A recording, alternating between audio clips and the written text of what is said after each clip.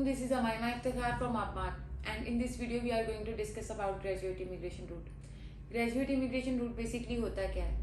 आप जब भी किसी कंट्री में हायर डिग्री के लिए जाते हैं, उसके बाद उनकी जो भी सर्टेन रिक्वायरमेंट्स हैं उनको मीट करने के बाद आप वहाँ पे जो इमिग्रेशन क्लेम कर सकते हैं. बट इनमें कौन कौन से स्टेप्स हैं? जैसे अभी इमिग्रेशन जो उनके मिनिस्टर हैं उन्होंने अनाउंस किया है कि वो जो PGWP है, like post graduation work permit है, उसमें 18 मंथ्स की और एक्सटेंशन दे रहे हैं. उसकी क्या रीजंस है? कौन से बच्चे एलिजिबल होते हैं? क्या अगर आपका PGWP जो एक्सपायर हो गया तो आप फिर भी एलिजिबल हैं ये एक्सटेंशन के लिए अप्लाई करने के लिए? ये सब क्वेश्चंस को आज हम डिस्कस करेंगे इस वीडियो में. So let's get started. सबसे पहले मैं थोड़ा सा आपको ब्रीफ कर दूं कि ग्रेजुएट इमिग्रेशन रूट किसको कहते हैं. जैसे मैंने इंट्रो में थोड़ा सा बताया कि आप जब भी अपनी हायर स्टडीज़ के लिए जाते हैं एक कंट्री से दूसरी कंट्री में, तो उसके बाद आप वहाँ पे इमिग्रेशन क्लेम कर सकते हैं.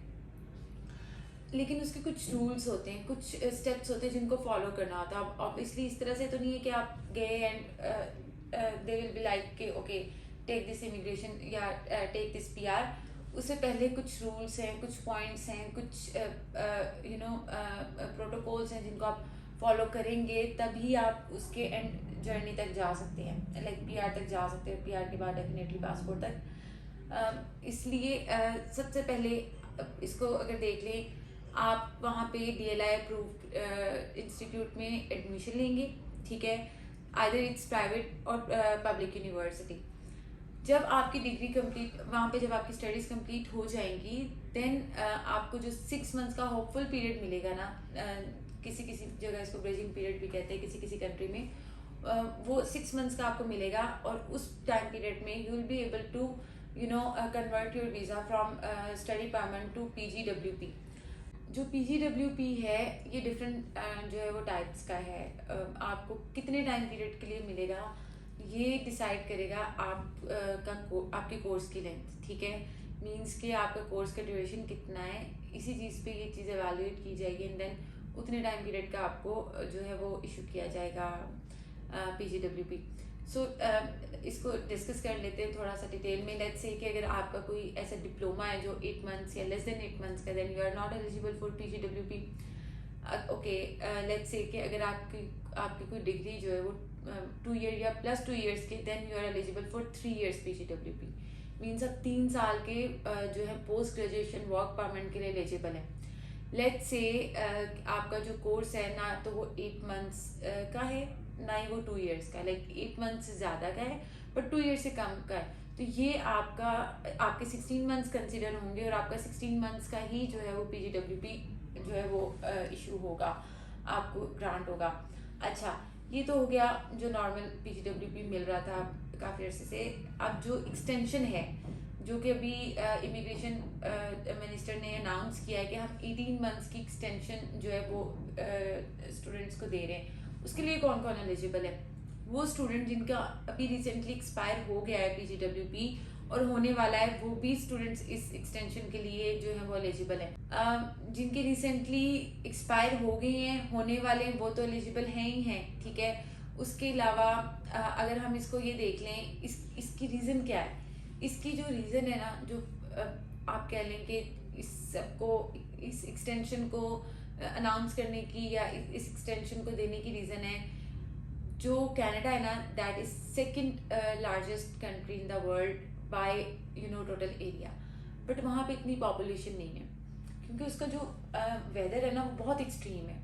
अगर आप कुछ उसके ऐसे देख लें प्रोविंसेस, वहाँ पे तो बिल्कुल ही आपको हर टाइम बर्फ़ पड़ती हुई और एक्सट्रीम जो कोल्ड वेदर मिलेगा. इस वजह से वहाँ पे इतनी पॉपुलेशन नहीं वहाँ पे और मज़े की बात जो उनका लिटरेसी रेट है ना दैट इज़ 99%. उसके बावजूद उनके पास हमेशा शॉर्टेज रहती है इसकी लेबर की.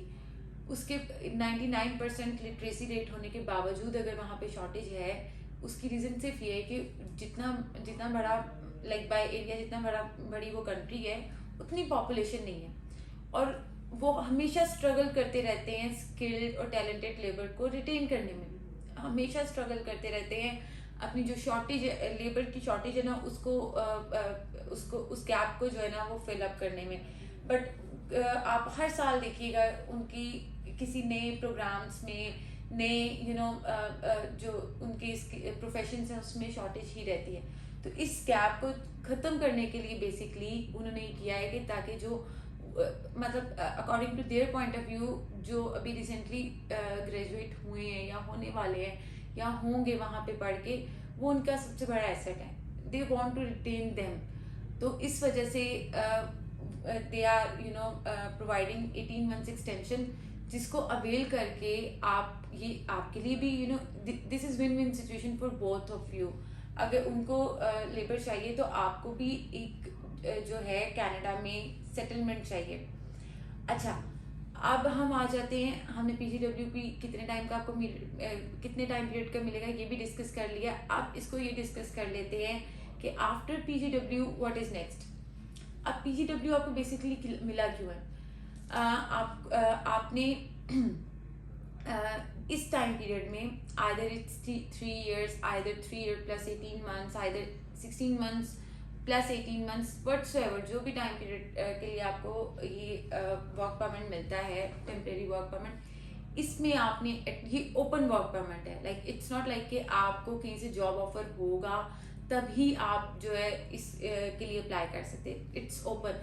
अच्छा, इसकी रिक्वायरमेंट क्या है? फर्स्ट ऑफ ऑल पीजीडब्ल्यूपी की रिक्वायरमेंट क्या है? सबसे पहले आप डीएलआई अप्रूव्ड इंस्टीट्यूट से ग्रेजुएट होने चाहिए, और आप सेकेंडली आपके पास फुल टाइम स्टूडेंट का स्टेटस होना चाहिए।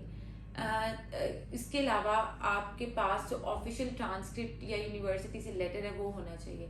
अच्छा, ये तीनों चीज़ें आपके पास होंगी, then you will be able to apply for PGWP. ये आपको डॉक्यूमेंट्स रिक्वायर्ड हैं। डॉक्यूमेंट्स भी ऑब्वियसली ये रिक्वायर्ड है, आपके ऑफिशियल लेटर जो आपने एप्लीकेशन फॉर्म फिल करना है वो। अच्छा, इसके अलावा आपने ना एक यूनिवर्सिटी से लेटर लेना जहाँ पे ये कंफर्म हो रहा हो कि आपकी डिग्री कंप्लीट हो गई। या तो आपको फाइनल ट्रांसक्रिप्ट मिल जाएगी, वो भी उसकी इक्विवेलेंट होती है, बट आपको डिग्री नहीं मिलती तो वहाँ पे भी जो आपका डिग्री इक्विवेलेंट सर्टिफिकेट होता है वो आप उनको प्रोवाइड कर सकते हैं। अच्छा, अब आपका पीजीडब्ल्यूपी आपने अप्लाई कर दिया, आपको मिल गया, जितने भी टाइम पीरियड का मिला। अब आ जाते हैं कि इस पीजीडब्ल्यूपी में आपने करना क्या है। ये जैसे मैंने अभी पहले डिस्कस किया कि इट्स ओपन वर्क परमिट, आपको ये अप्लाई करने के लिए जॉब ऑफर नहीं चाहिए, बट इस टाइम पीरियड में आपके पास एटलीस्ट 1 साल का प्रोफेशनल एक्सपीरियंस आपने गेन करना है। अगर तो आगे आपका प्लान है पीआर अप्लाई करने के लिए, अगर परमानेंट रेजिडेंसी अप्लाई करने का प्लान है, देन 1 साल का आपको एनओसी से जो है वर्क एक्सपीरियंस, वर्क एक्सपोजर चाहिए, एटलीस्ट 1 ईयर का। तो वो मैंडेटरी है in order to apply for permanent residency. जब आपने 1 साल का एक्सपीरियंस ले लिया, फिर आप पीआर के लिए अप्लाई करेंगे। पीआर की अब एक डिफरेंट जो है वो एप्लीकेशन की जो है रिक्वायरमेंट है, और जो उसका प्रोसेस है वो डिफरेंट है। अब आपने 1 साल का एक्सपीरियंस ले लिया है, उसके बाद आप ऑब्वियसली दैट इज मैंडेटरी। उसके बाद अब आप जब अपनी परमानेंट रेजिडेंसी पे हैं, फिर उसके बाद वही आपके 5 years कंप्लीट होने चाहिए, देन जो है you will be able to apply for passport. That's all from my side, जिसमें मैंने आपको ग्रेजुएट इमिग्रेशन रूट का जो पूरी डिटेल है, पूरी जो उसमें फैक्टर्स आते हैं उनको ब्रीफली डिस्कस करने की कोशिश की है, स्पेशली पीजीडब्ल्यूपी को, और उसमें एक्सटेंशन की क्या रीजंस हैं। स्टिल अगर आपको ऐसे लगता है कि कोई ऐसी बात है जो कि मैं नहीं जो एक्सप्लेन कर पाई या बोल पाई, तो आप you can contact us and ask directly. That's all for today. Thanks for watching this video. अल्लाह हाफिज़।